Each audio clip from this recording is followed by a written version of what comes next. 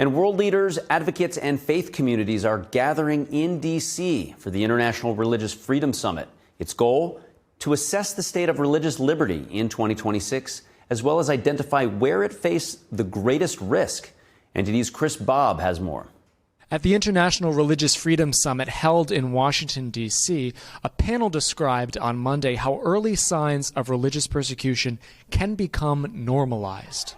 Specifically, panelists examined how patterns of repression can become embedded in laws, practices, and daily life. They cited the Chinese regime as an example. It first starts off with the same playbook. You have propaganda, and then it starts going into the courts. Police start getting, bounty rewards for catching religious believers, and then it goes all the way to the prison systems and even to hospitals with organ harvesting. I think sanctioning the Chinese officials as far down the rung that we can go is an important step. As long as they're local, they're somewhere in the county level, I think that hurts a lot harder than if you go after Xi Jinping. If the persecution of Falun Gong stopped when he was imprisoned and when international media and eyes were on him, then Simon Zhang's mother would still be alive, and Pang Xun would still be alive as well. The IRF co-chairs warn that when a regime like the Chinese Communist Party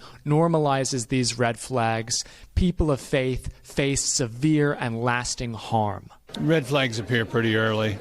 You start to see governments make statements about certain groups as being, this is questionable, or they start tilting their media. It's like they're preparing their society and their country to persecute this group. Whether it is in a country like China, the normalization of the persecution, for example, of the Falun Gong community, or Uyghur Muslims, or Tibetan Buddhists. When you get the larger population to lose their sense of shock and outrage and repudiation of that kind of hatred, that's when you can really sort of persecute and harm a vulnerable minority with a lot of impunity. They also shared how the United States can respond. We can use global Magnitsky sanctions against individuals and leadership. You can use broad sanctions against the entire government, or you can even go as far as what President Trump did in Nigeria and bomb places.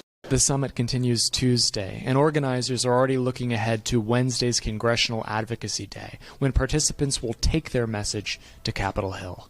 They're planning to do so through briefings, a public press conference, and meetings with lawmakers focused on protecting victims of religious persecution. From Washington, D.C., Chris Bobb, NTD News.